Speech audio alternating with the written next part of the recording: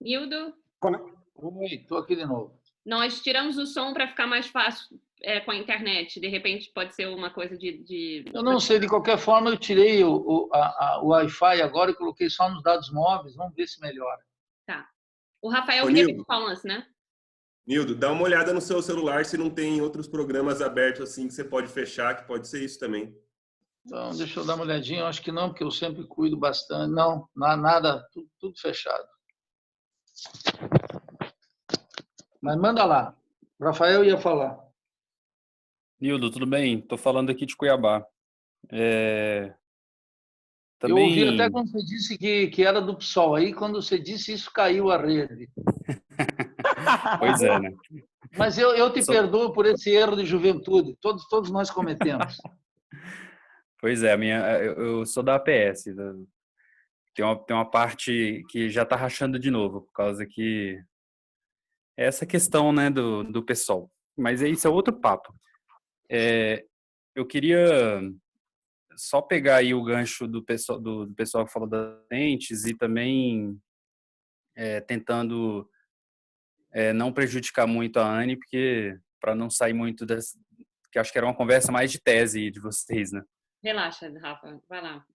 Pergunta. Mas eu, só para sossego aí da Anne, de vocês, eu posso fazer uma outra respondendo especificamente para a Anne aí, sei lá, domingo que vem, ou outro dia de semana aí, que essa semana vai ser mais pesada, mas semana que vem eu posso tranquilamente. Muito obrigada. Eu volto, eu mando uma mensagem então sobre isso.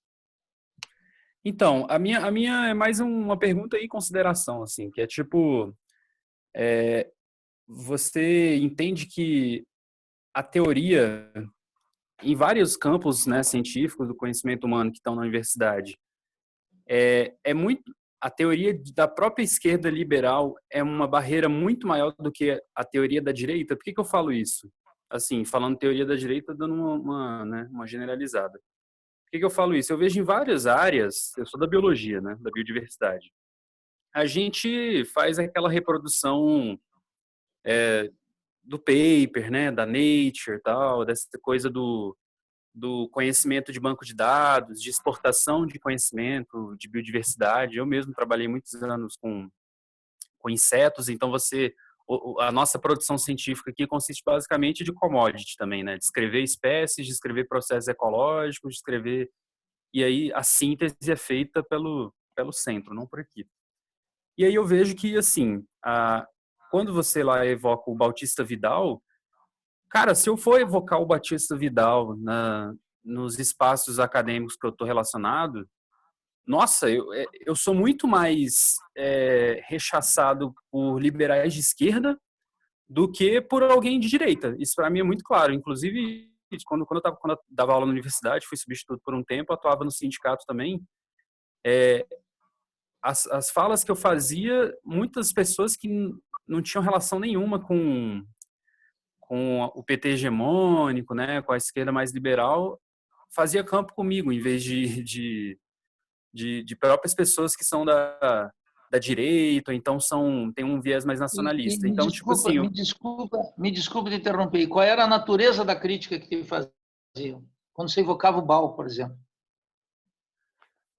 que a gente, justamente essa produção científica, que supostamente é uma produção científica avançada para o país, porque publica em revistas estrangeiras, mas não é coisa nenhuma, na verdade.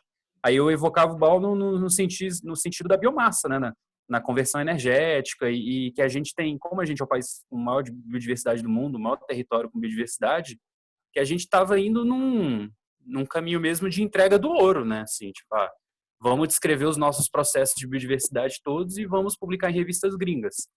Então eu evocava ele no sentido de que a gente tinha a ferramenta, inclusive a ferramenta energética, para conseguir sair dessa questão da dependência, mas não falava na questão da dependência, mas a gente tinha ferramenta, inclusive a ferramenta energética, para sair desse ciclo da publicação de papers, que é um ciclo que é só um ranking social ali, né, entre os cientistas que estão fazendo ali mais sucesso na academia, mas assim, de fato não torna a universidade útil assim para o país, né? Tipo, ela, pelo menos na minha área, na biodiversidade, assim, é muito pouco útil. Se fosse útil, O Bautista, ele falava lá da questão da cana, da questão da copaíba, mas, cara, tipo assim, uma complexificação de elementos da biodiversidade, das formas de extrair e de forma de obter energia e outras coisas que é absurda, assim. Ela é uma chance, de fato, de refundar um sistema econômico mesmo que sirva a gente, né? Então, invocava nesse sentido, né? Então, eu queria, assim, que você comentasse sobre essa questão das limitações teóricas, se elas, como você tem um conhecimento mais amplo, assim, né, navega em várias áreas, se você acha que essa limitação teórica, ela vai para outras áreas. Eu já vi isso na questão do estudo de sindicatos, na ciência política, tipo, o pessoal fala como se o sindicato fosse só o ABC, como se o marco zero fosse ali no ABC. Eu já vi também a teoria superficial da esquerda liberal também na área da biodiversidade, que é essa coisa do direito dos animais, direito da água, né? Tipo, essas coisas, tipo, que são totalmente uma reprodução de algo externo que na verdade é só não gera nada, não é um ciclo virtuoso, né? Enfim, queria que você comentasse nesse sentido. Bom, a picaretagem na área das ciências sociais e das humanas é gigantesca. Então, o que está acontecendo? Quando gente de direita me apoia aqui, eles, em geral, me apoiam nas questões da ciência dura, da ciência da tecnologia, porque eles sabem o que é a dependência. E tem um nacionalismo de direita que está a fim de fazer o Brasil crescer como potência na área de ciência e tecnologia. Eles não estão brincando, entendeu? Tem o nacionalismo de esquerda, que é o revolucionário, que eu reivindico, tem o nacionalismo de direita. Então, o nacionalismo de direita sabe que a gente está tocando nos pontos centrais. Eu não estou falando desse Bolsonaro, Olavo de Carvalho, Weitraub, não. Estou falando dentro da universidade. Então, eu sempre tive boas conversas com os melhores engenheiros físicos e matemáticos dentro da universidade, gente que ou era de direita, ou era conservadora politicamente, sem ser de direita, mas tinha apreço pela ciência. Esse pessoal dizia, opa, essa conversa aí me interessa. Percebe? Então, eu compartilho desse mesmo. De onde a gente é rechaçado? Desses modismos aí que na biologia no meio do que chama esquerda liberal, é dominante, tu sabe, né? Quando a Constituição do Equador, lá de Monte Cristi, disse a natureza tem direitos, ele está falando de um país cuja maioria é indígena e que tem uma relação com a terra diferente nossa. Esses idiotas que te criticam, eles pegam isso, os direitos da natureza, os animais, toda essa coisa de igualar, cuja caricatura é essa, né? Igualar gato e cachorro a meus filhos, né? Estão me ouvindo? Sim. Aí você outorga também um título burguês, né? Para uma entidade que é muito maior. Né? Você vai dar direito para o Rio e tal. Existiu aí. E faz o uma Rio que coisa impõe a condição de existência. Quer dizer, quando os povos originários lá do Equador, que são a absoluta maioria, e os povos da Guatemala, que são a absoluta maioria, ou lá no México, no Istmo de Tehuantepec, cujos zapotecos dominam toda aquela área de Juchitán, tudo aquilo, e que tu entra lá, tu não consegue falar nem espanhol, porque todo mundo fala zapoteco, e quando eles dizem a Mãe Terra, eu entendo. O pior é um abobado na USP, fazendo biologia, ou aí em Cuiabá, começar a falar em Mãe Terra, em direitos da natureza, eu quero fuzilar essa gente, que é irresponsável. Outra coisa muito séria é dizer, olha, nós temos que preservar a natureza. Mas não é o mito de uma natureza intocável. Nós temos que pegar para tirar a riqueza dela. Porque isso está à disposição do homem. O homem e o domínio do homem o domínio da natureza pelo homem. Isso eu não abandono. Eu sei que isso aí tem um monte de antropólogo que eu não dou nem bola para essa gente que é muito ignorante. Então, de fato, esse fenômeno que você identifica, ele tem essa natureza. Agora, esse pessoal que te critica é o pessoal que não tem o menor compromisso com a Revolução Brasileira e, portanto, com o nacionalismo. Nada. É um pessoal, aliás, boçal, pequeno burguês, o que eles querem manter no mundo é o seu pequeno feudinho. Eles descobriram um discursinho que dura exclusivamente o tempo que está na universidade, porque quando eles forem para o mercado de trabalho, aí tu vê a grande maioria deles fazendo de tudo. inclusive trabalhando para a multinacional. Percebe? Então, a gente tem que sair da universidade para entender qual é o jogo, né? Agora, a segunda coisa que você me menciona, ela me parece efetivamente mais importante. Vou dar um exemplo, já que tu mencionou o PSOL. Ontem eu participei da reunião do Diretório Nacional do PSOL, né? Eletrônico, como nós estamos fazendo aqui. E, com todo respeito, é de uma pobreza olímpica. Olímpica. Olímpica. Sabe o que é não ter rigor conceitual para nada? Nada. Nada. Zero.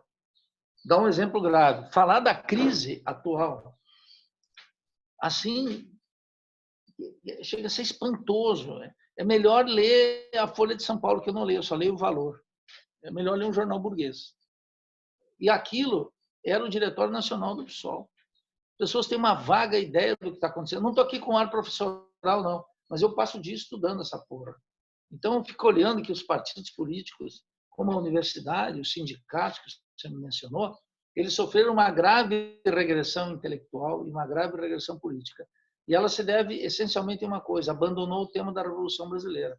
Quando nós resgatamos o tema da Revolução Brasileira, resgatamos para o partido político, para o sindicato, para a ciência e tecnologia, para a universidade.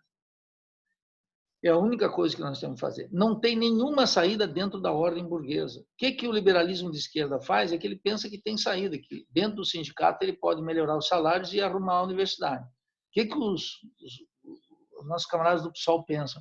Não, que nós podemos endireitar essa república burguesa apodrecida. Entendeu?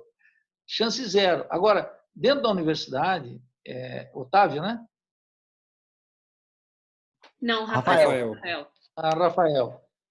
Dentro da universidade é mais grave, sabe por quê?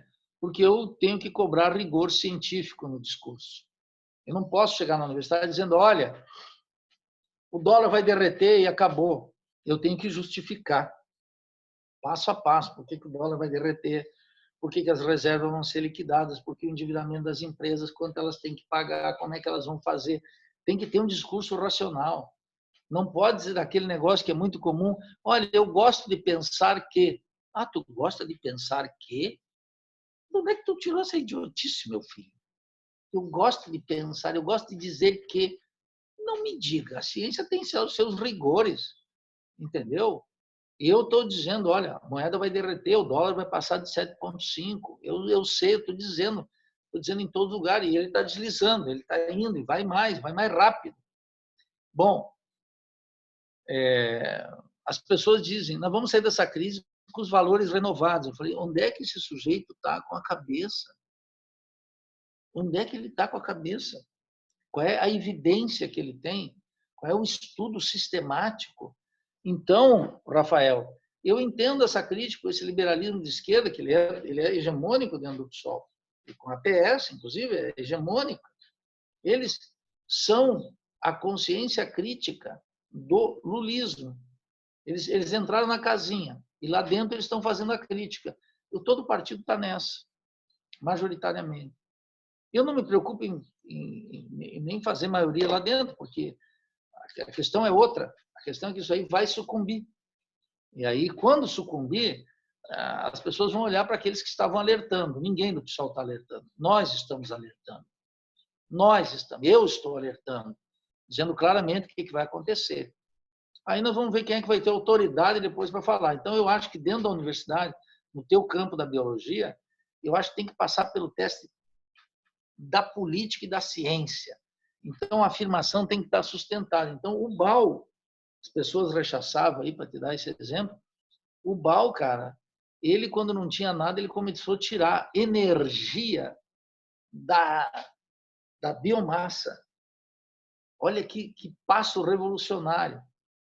Agora, isso que o BAU pensava, tu sabe, na biologia, esse pessoal do bom viver. E eles querem fugir da discussão do capitalismo, se enfronhando numa discussão, chamemos assim, romântica de algumas coisas, e ingênuas às vezes. Não é? Porque o ethos romântico na política ele está dado pelo fato de que alguém olha a realidade como ela é e diz não aceito. Isso é o romantismo. O romântico é, em grande parte, alguém que olha a realidade e diz não aceito. Ele não consegue superar.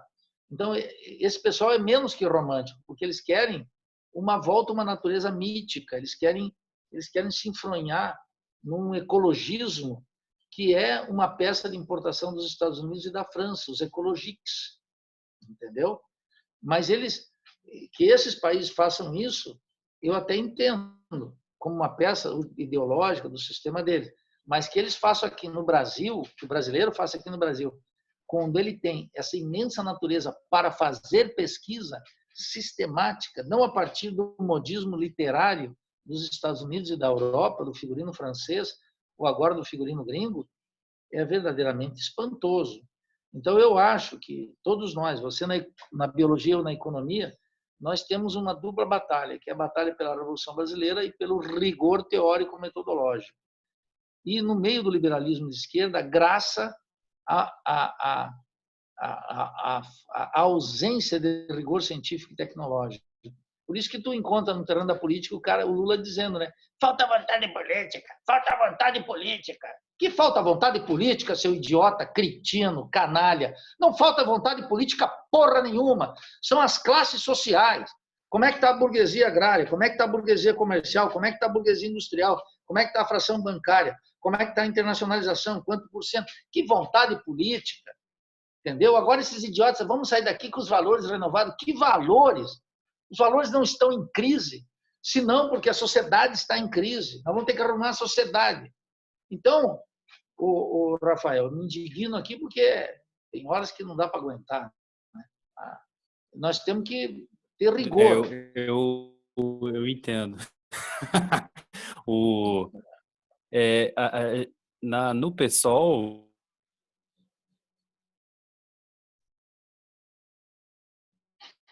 não estou ouvindo. Rafa cortou. O Rafa realmente cortou. A APS ela até rachou, né? Em APS, Primavera, na minha corrente. Estão ouvindo? Alô? Agora sim. Agora sim. Tava falando que no PSOL a minha briga ali diária é para seguir a parte do programa da corrente que fala da Revolução Brasileira, mas é muito difícil mesmo, assim, E as pessoas elas facilmente elas são cooptadas para essa ideologia liberal verde, é impressionante. Por exemplo, nesses dias que teve aí o corona, né, que está gravando, a avaliação, por exemplo, lá interna do nosso grupo, começou assim, o capitalismo está parado. Desculpa, o capitalismo está parado? Porra, mas aqui Tá a gente está cortando, dando, Rafa. né? Aí o pessoal usa de... Está parando, O capitalismo né? O capitalismo está o quê? parando. Aí... Não, o capitalismo nunca para, né? Aí usa como argumento teórico, porque lá na Índia eles começaram a ver o Himalaia, umas coisas absurdas, assim, né? Tipo, totalmente superficial. E é engraçado, mas triste, na verdade, que transpõe isso para o sindicato também, né? Então, assim, obrigado por ter comentado aí. Não, e vou acho ficar aqui, mais de Rafa, olho. e tem que ter uma ruptura clara. A gente vê o seguinte: a gente tem que ter rigor, gente. E muitas vezes no rigor, quer dizer, o bom é que a gente tem que abandonar algumas convicções. É disso que é feito.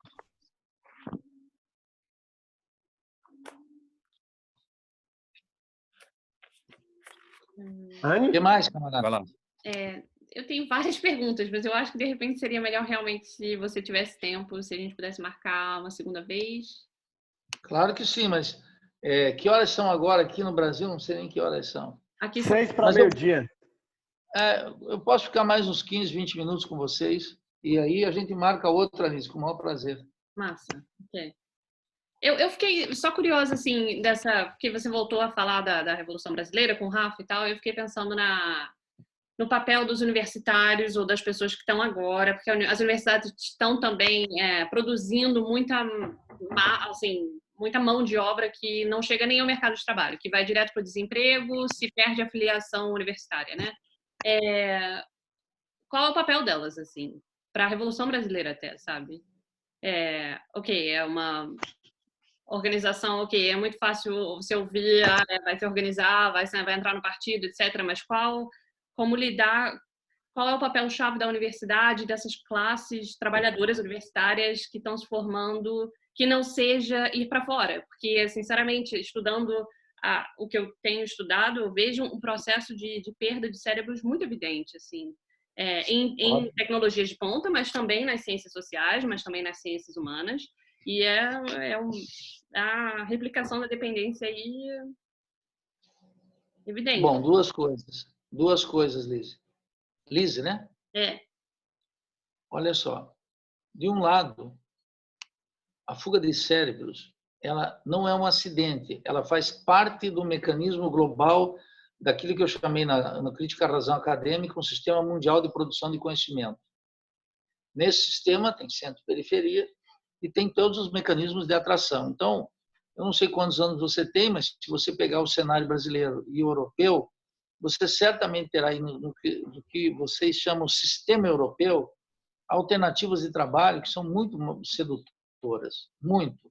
E o contrário do risco que você teria em voltar ao Brasil para começar uma carreira que está marcada pela incerteza. A incerteza de ter vaga num concurso, a incerteza de ter projeto continuado de financiamento, todas as incertezas possíveis. Né? A incerteza do número de mortes violentas no Brasil, todas as incertezas do subdesenvolvimento. Mas é aqui que você é útil. É incrível, né? Os países europeus têm uma taxa de natalidade muito baixa, negativa, então eles precisam importar força de trabalho o tempo inteiro. Mas mesmo quando eles têm uma taxa de natalidade alta, que não é o caso, o mecanismo de produção capitalista é tão grande que demanda em alguns setores uma força de trabalho em todos os setores que o país mesmo não pode produzir. Isso é assim desde sempre. Isso aqui foi na Holanda, no século XIX, foi também na Inglaterra, isso é assim, século XVIII, XIX, foi no século XX, segue sendo no XXI.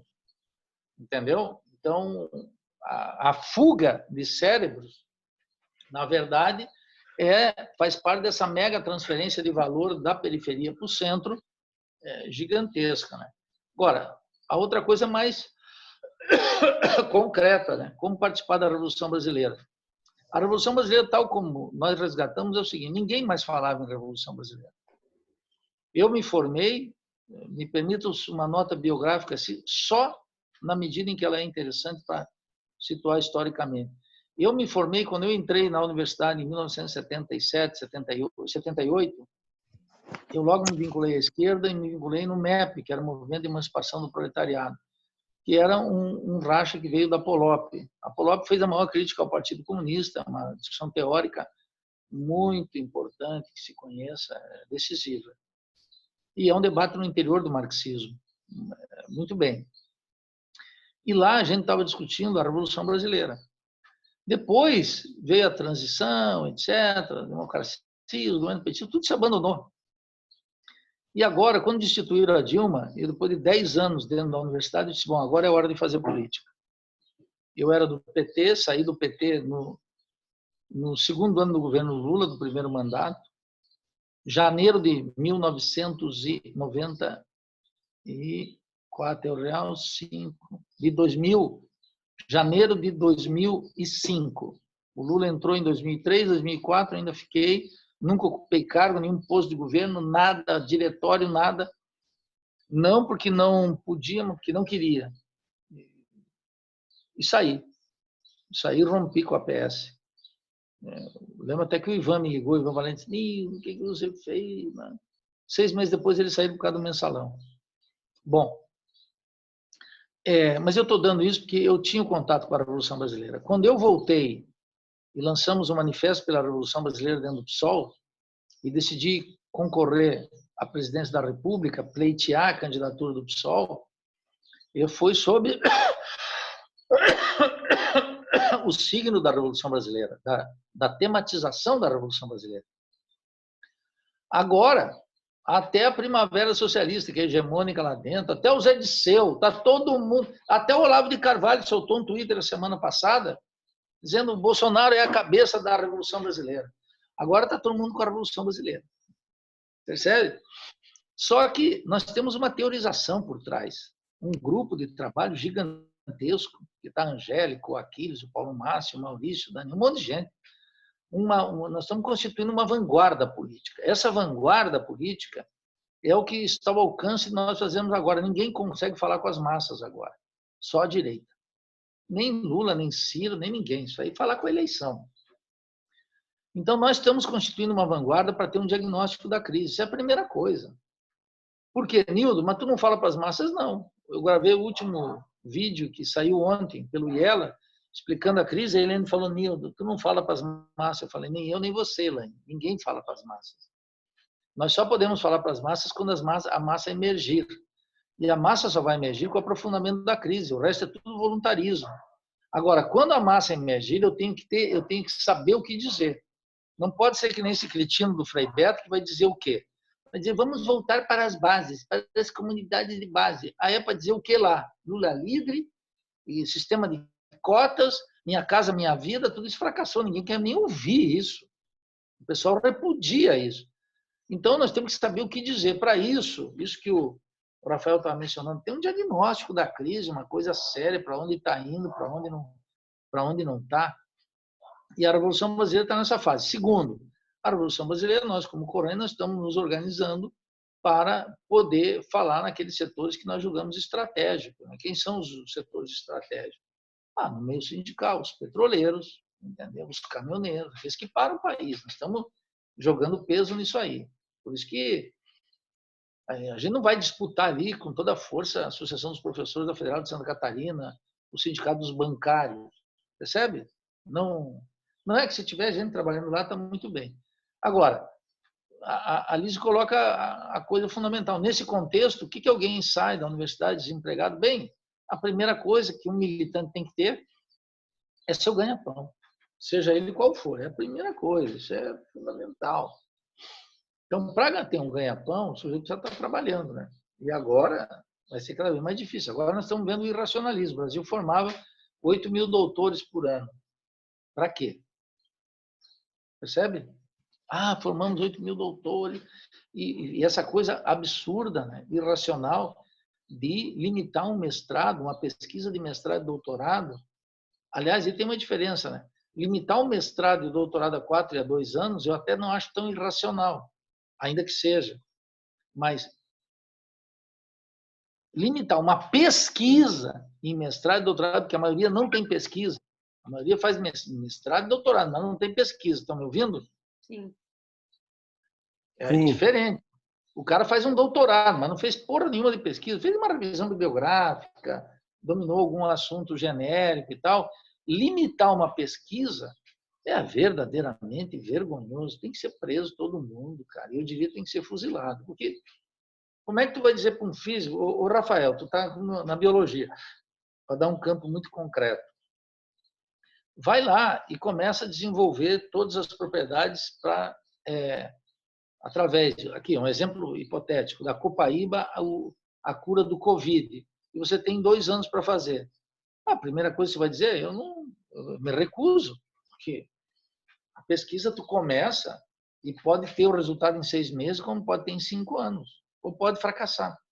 Mas o teu fracasso é insumo para outras pesquisas.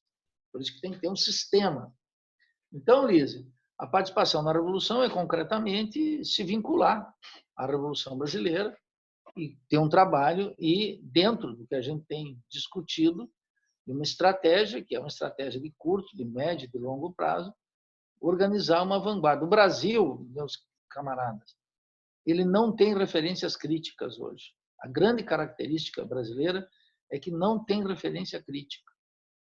E sem as referências críticas, é fácil para a direita tomar conta. Você veja como o Bolsonaro, com todos os atributos que ele tem, percebe? Ele se transformou na referência crítica no terreno eleitoral. Por quê? Porque o resto estava podre. Mas a sociologia não conseguiu nem ver isso. Eu dizia lá atrás, olha, a alternativa de direita virá. E veio. E eu dizia, o sistema está podre. Ninguém quer esse sistema petucando. O pessoal torcia o nariz, cara. Só que agora a vida me deu razão. Então a gente tem que aguentar um pouco da solidão, não tem jeito.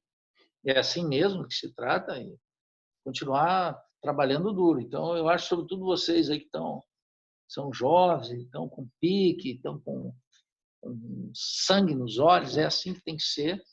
E acho que vocês têm que se vincular à Revolução Brasileira concretamente e começar a trabalhar diuturnamente por ela. Mais concretamente, consagrar a vida nela, que é a única coisa que dou só o meu depoimento pessoal, mas eu vejo de outros tantos camaradas. Eu nessas férias, nessa confinamento, eu abri um grupo de Hegel no IELA. E eu estou atracado no Hegel. E vou dizer para vocês, não é tarefa fácil. Ler Hegel. Nesse grupo está um ex-aluno meu, a maioria são ex-alunos. Alguns leram a fenomenologia, a ciência da lógica toda, é muito difícil. Olha, é muito, não é pouco, não. 2 deles são doutorandos em filosofia, terminando, um estudando a ciência da lógica, outro a fenomenologia, e é toda sexta-feira. Então, sexta-feira, às 3 até às 7h30 da noite, a gente está aqui na frente, assim, parágrafo por parágrafo. E eu digo, né, é a pedreira mais dura e poética e linda que eu já bati meu martelo. E vou continuar nisso, porque é um trabalho maravilhoso. Então, o negócio é não perder tempo. Eu não perco nenhum tempo. E quando eu estou estudando Hegel, eu penso, tu está estudando Hegel para quê? Para a Revolução Brasileira.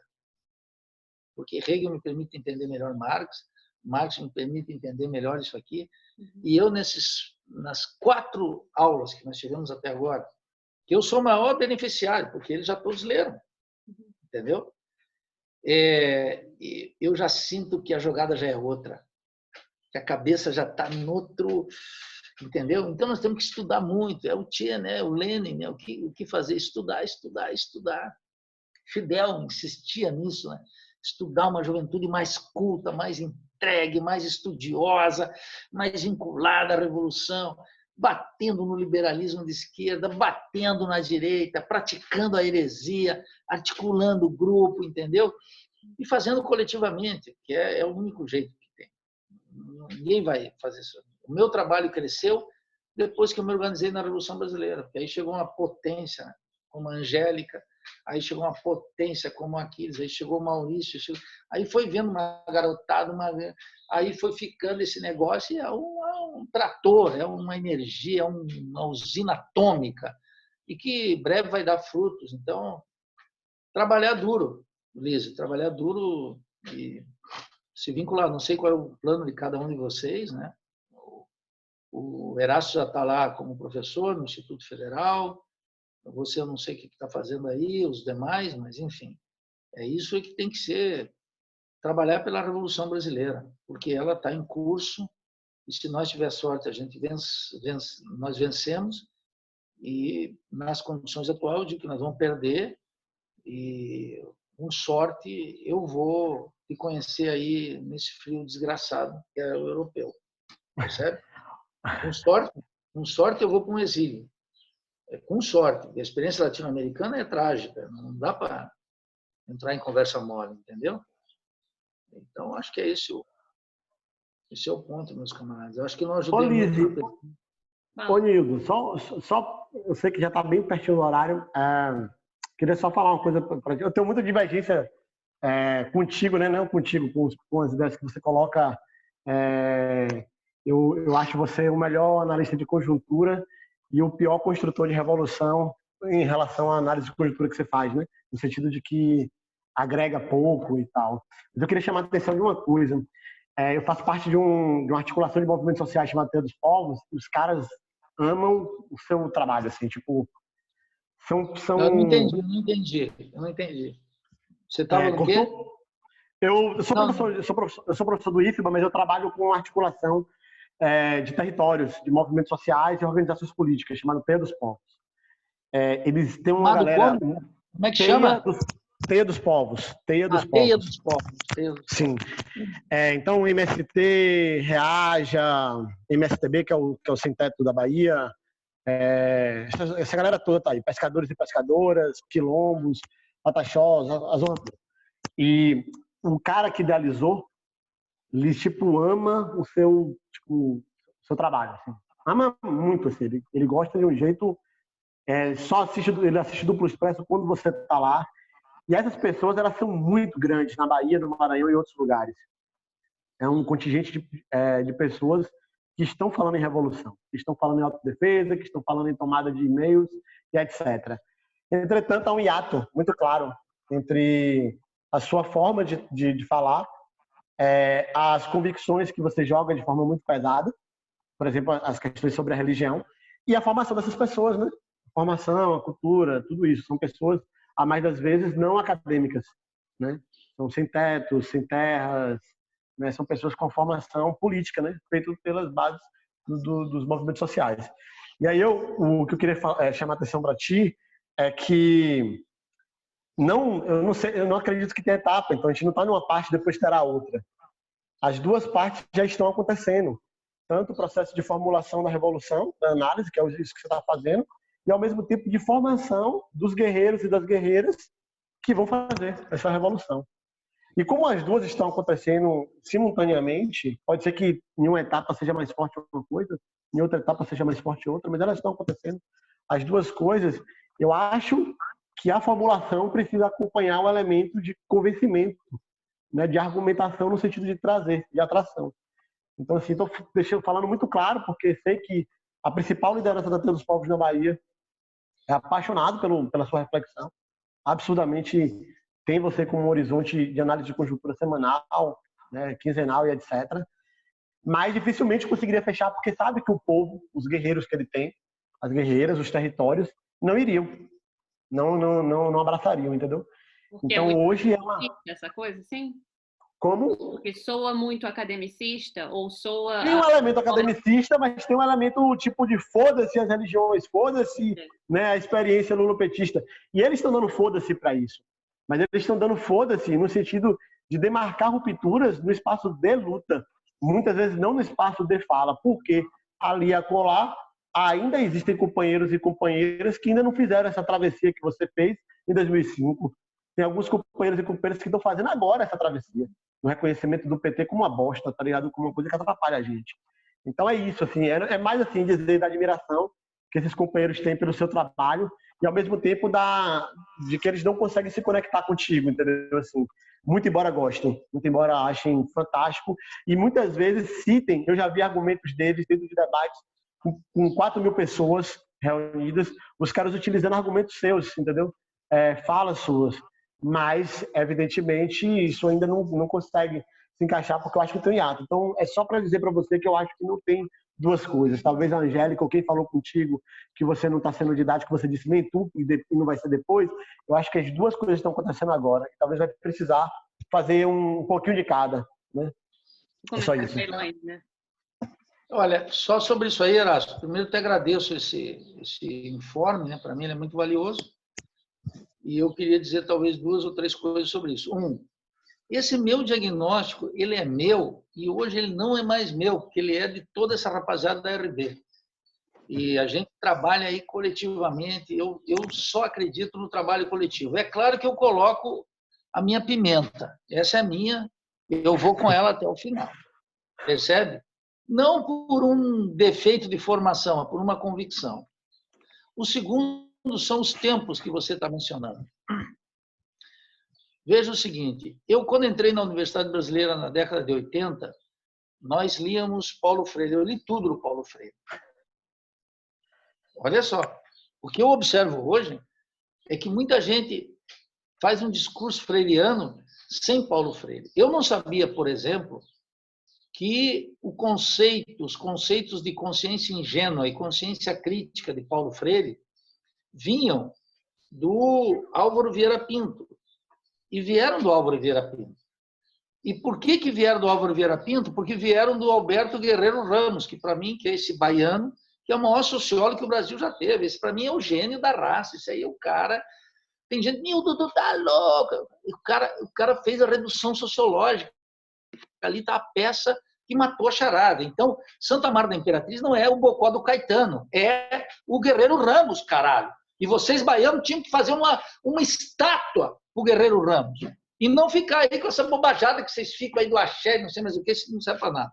Bom, então, quando eu vejo o Guerreiro Ramos, quando eu vou lá Aí eu fui descobrindo, o Erasto, eu fui descobrindo que eu não sabia nada de Guerreiro, eu não sabia nada de Álvaro, porque eu era formado sob o tacão da USP, Chauí, Paul Singer, Michel Louvier, toda essa gente aí, que eu agora joguei isso tudo nas cataratas do Iguaçu. Joguei isso tudo lá.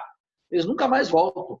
E aí eu fui descobrir o nacionalismo revolucionário, e o Marx, e aí o Álvaro Vieira Pinto, e todos esses caras aí, o Rui Mauro, eu sei publicando, o Teotônio, a Vânia Bambirra, todos, daí me apropriei de tudo isso. Quando eu vi isso, falei, cara, então agora quando eu vejo o Paulo Freire falando, eu já vejo o Álvaro, já vejo o Guerreiro. E já vejo o Eusébio, já vejo o estudo de Hegel lá dentro. E agora estou vendo mais ainda. Então, quando alguém vem, Nildo, tem que ser o diálogo. Aí, só para aterrizar naquilo que de novo, te agradeço, Esteu, e eu estou de acordo que não são tempos históricos distintos, mas são funções políticas distintas. Então, como eu não sou um organizador do movimento popular, a minha função não é aquela desse camarada que você diz que me ama aí, que a minha função não é aquela. A minha função é fazer precisamente aquilo por ele ser um organizador, porque é difícil e é uma exigência. Tu ser um organizador político, tem que ser um estudioso da teoria e tem que estar com esse meu camarada aqui, que eu não largo nunca, que é o tio Lenin. Esse é o Lenin. Não é Angela Davis, não é Lenin. Sai Angela Davis, entra Lenin. Sai Angela Davis, entra Lenin. Não tem conversa. Isso é básico. Agora, eu leio tudo eles, que é a minha função. E aí a minha função era dizer assim, olha aqui, eu não falo de bobagem. Eu sei que às vezes é agressivo, parece os caras querem me matar. Mas aí eu conto com uma coisa sempre, que é a única coisa que todos nós podemos contar. Eu conto que aquele sujeito que está efetivamente vinculado à Revolução Brasileira, ele vai abrir a sua cabeça. Sabe por quê? Porque ele já está vinculado à Revolução Brasileira. Embora ele mesmo nem tenha consciência disso. Ele pode não ter consciência, mas ele está. E ele já se vinculou ao que tu chamou assim, o meu discurso, a minha avaliação, etc., que é em que, geral, o que eu escuto sempre. As pessoas, Nildo, a tua avaliação é extraordinária. Só que é o seguinte, qual é a consequência? O Cid Benjamin, lá no Rio, e um grupo, o Hamilton Temer, que são todos os aprendizes de Lukács lá, eles me chamam, nós vamos para um almoço sempre e tal. Eles dizem, Nildo, não, estrategicamente não tem para ninguém. Só que eu falo, escuta, parem com essa canalice, porque a Nildo Orix está certo, mas vocês querem um bundão do Boulos, percebe? Vocês querem um Boulos, que não serve para nada. Não serve para nada, não serve para ser um estorvo. Como tu está dizendo, o petismo, as pessoas estão se tocando, é um estorvo, é um atraso. Ele reproduz, essa semana que passou, ele reproduziu a ideia de uma revolução da solidariedade, que ele tirou de um artigo do Vladimir Safatli. Quer dizer, ele não sabe em que planeta ele se encontra, ele não sabe se é de manhã e à tarde, ele não sabe se é à noite. É um negócio. Então, a minha função, a função que eu agarro com paixão, com firmeza, é dizer o seguinte, gente, vamos por aqui. E eu estou de acordo contigo, é o mesmo tempo histórico, só que são funções diferentes. Eu não quero ser candidato a deputado estadual, por isso que eu não sou bom moço. Se tiver que mandar se fuder, na hora. Eu mando na reunião do Diretório Nacional. Para de falar bobagem. Para de falar bobagem. A verdade te chega, Erasto, não como um afago. Então, quando fica o Vladimir Safat falando assim, a política dos afetos, eu disse, isso é tudo lixo de quinta. Eu leio Freud, meu amigo, estudo Freud. Estou há 7 anos sentando no divã toda semana. Eu, Nildo Orix, vou lá. Então não me venham com essa... nós temos que acolher as pessoas, o acolhimento, o sofrimento. Tudo uma linguagem. O abuso da psicanálise nas ciências sociais virou um negócio na interpretação para tirar as classes, o marxismo, a revolução, as rupturas. Entendeu? Então, a minha função é precisamente entender em Hegel, por exemplo, que é uma das coisas que eu estou... O que é mediação? Que muita gente diz, Nildo, tem que ter uma mediação. Agora eu estou vendo em Hegel o que é mediação. E o que as pessoas dizem de mediação não é Hegel. Nem o que Lukács entende por mediação. Mas aí, quer dizer, qual é a minha virtude não concretamente? É que eu consigo combinar teoria e praxis mandando bala. Agora, eu não estou no sindicato, embora nas greves eu estou lá. Eu não estou no movimento indígena. Eu não tenho o que fazer no movimento indígena. Objetivamente, nada. Eu não tenho o que fazer no movimento negro, nem das mulheres, nem do LGBT. Agora, eu estou articulado com a classe operária de Volta Redonda. Eu estou articulado com os petroleiros da Bahia, entendeu? Com os petroleiros de Paulínia, naqueles onde eu acho que eu posso ir, e ali vai chegar uma hora que nós vamos parar o petróleo. E aí, Bautista Vidal, quando parar a energia, vai ser difícil. Então, essa é a minha função. Eu gostaria de poder ter a virtude de organizar isso, mas isso quem pode fazer é uma organização. Quem faz é uma organização. E é por isso que nós estamos constituindo a RB. Quem vai fazer esse papel não sou eu, nem o Maurício, nem a Angélica. A organização faz isso. E na organização, tu tem aquele militante de ponta que tem que ser intelectualmente potente, ele tem que ser intelectualmente potente. Então, na Revolução Brasileira, a gente preza enormemente pela autonomia intelectual. O sujeito tem que ter... Se eu te jogar no meio do mato, lá, te jogo lá na savana africana, 4 semanas depois, tu já tem do teu lado um orangotango, uma girafa e 2 leões no teu batalhão. Percebe? É assim que tem que ser. Tu não pode chegar lá e dizer: ai, meu Deus do céu, só tem crocodilo no rio, está muito quente, ai, não tem isso, eu quero voltar para o colinho da mamãe. Não, tu vai ter que resolver a parada. Eu acho que é isso. E a despeito também das minhas limitações, né? Que obviamente que também tenho, e é óbvio, né? E uma das coisas que eu realmente estou com muita pouca paciência para o Lenin recomenda o contrário, né? O Lenin recomenda o seguinte: explicar. Eu faço, a minha maneira eu faço. Volto, explico, gente, vamos lá de novo. Mas no meio mas chama de burro. Explica, mas chama de burro. De vez em quando eu mando tomar no cu, porra, não aguento. Mas eu estou aqui segurando a onda, assim. Mas eu agradeço imensamente esse teu retorno crítico aí, porque é importante para o nosso trabalho do IELA, porque a gente começou o IELA também. O IELA não tinha nada que ver assim com a Revolução Brasileira. Hoje, todo mundo vê que é uma coisa só. E é uma coisa só. Mas o IELA foi uma espécie de exílio, né? Porque a CUT não me chamava. Não, a CUT não me chamava. Sabe quem me chamava? A CNBB. Nem a CNBB me chamava mais. A Organização dos Movimentos Camponês, a Via Campesina, eles me chamavam. A CNBB me chamava para conversar com os bispos. Até que eu mandei eles tomar no cu. Digo: não dá, cara, vocês estão com o Lula. E, finalmente, sobre a questão da religião, quero dizer para vocês o seguinte: eu tenho um imenso respeito por todas as opções individuais. Só que eu ataco a religião quando ela se transforma em força política. E por isso que eu bato tanto no bispo Crivella quanto no Frei Beto. Ambos. Igual. Porque é uma forma de alienação. Agora, se o cara chegar e dizer assim: Nildo, olha aqui, ganhei de uma amiga baiana. Aqui, Iemanjá. Nildo, sou devoto de Iemanjá. Eu que sou flamenguista, São Jorge. O último disco do Zeca Pagodinho tem as armas de Jorge, né? Ah, lindo. Eu respeito isso. Mas eu sou um ateu completo e eu tenho que dizer para as pessoas: olha, lamento, os deuses não influenciam nós aqui, nós é que criamos os deuses, né? O Carlos Aguirre Rojas, da UNAM, um sociólogo que tem lá, ele é igual a você. Como é o nome dele? Rojas. Carlos Aguirre Rojas. O Carlos Aguirre é meu amigo, mas ele é brodeliano. Eu também, meu amigo. Aí ele é ateuzão, mas ele fala: não podemos ficar o tempo inteiro discutindo essas questões, porque o povo mexicano é muito religioso, né? Então a gente deixa isso para depois. Devoto da Virgem Guadalupe é um horror. É um horror. Como aqui, né? A nossa padroeira.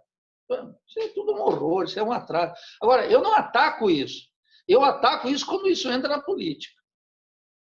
Se disser que a Virgem Maria vai nos proteger, eu vou chamar de vagabundo e impostor, porque não vai. Quem vai nos proteger somos nós. Entendeu? E termino com isso, meus camaradas, tem uma passagem de Shakespeare no Timão de Atenas que é muito boa. E o Marx tirou de lá, a crítica dele é o dinheiro. O Timão de Atenas é uma peça que vale a pena vocês lerem. O Timão, ele é um sujeito rico, ele tem muitos amigos, festas na casa dele. Aí ele decide testar a amizade. ele decide dizer que quebrou, que perdeu todo o dinheiro e foi viver numa cova para ver quem é que ia efetivamente manter a amizade. Né? É uma peça linda do Shakespeare, como tudo que o Shakespeare... Aliás, o Shakespeare era o autor preferido do Marx, né? Com razão. Nós temos que pegar o Lima Barreto, mas temos que ficar também de olho no Shakespeare, porque também não é qualquer coisa. O tio Shakespeare não é brincadeira. Então, o que ele pegou lá? Aí um dos comerciantes vai falar com o Timão. E aí o Timão fica tão irritado com ele, porque ele foi lá esculachar o Timão, como incompetente. Tal.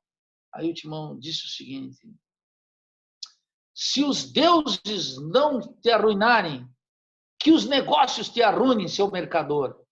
E aí o mercador responde ele: se os negócios me arruinarem, os deuses concordarão. E esse é um princípio materialista do caralho, entendeu? Se os negócios me arruinarem, os deuses concordarão, é claro. E eu acho isso do caralho. Isso é Shakespeare, né? Então, o que nos comanda somos nós mesmos. Véio. Mas, meus queridos, foi um prazer aí falar com todos vocês. E, Lise, marca aí comigo, a gente vê, eu te respondo mais, se vocês quiserem participar também. Mas eu digo para o objeto da tua pesquisa aí também, né? Eu não sei como é que vai ser. Eu não sei também que esses outros desocupados que estão aí estão te atrapalhando na tua tese. Entendeu? Porque esse Erasto já tá com emprego, o outro lá, o Rafa, não sei o que ele está fazendo, não sei o que os outros estão fazendo, mas tu vê aí, se entendam, e com prazer eu falo com vocês. Empregado, ó, tudo empregado. Tá? Estão todos empregados, eles? Eu acho, a maioria, mas tudo bem. Mas eu sou a burguesa porque eu tô na Europa, né? É efêmero. Pesa contra vocês, isso aí pesa contra vocês. Imperialista, né? Liz imperialista. Ô, Nilda, você sabe que ela está fazendo um relatório para a CIA, na verdade. Por isso que ela está te entrevistando. Está lá na Suíça. Tudo que eu disser aqui, a CIA já sabe. Ela é infiltrada do grupo. Eu para vocês que é o seguinte: se um dia pegarem meu WhatsApp e revelarem na Globo, olha o Nildo dizendo isso, não sei o que, eu vou dizer, primeiro assim, nem faz peritagem. Tudo que está aí é verdadeiro. É tudo verdadeiro. Desde a minha relação amorosa até tudo, as minhas confissões, tudo que está aí é verdade. Nem faz a peritagem. Eu estou afirmando, é isso aí mesmo. Eu sou isso aí. Valeu. Obrigada, Nildo. Prazer imenso, hein? Tchau. Valeu. Grande abraço. Muito bom, valeu, hein?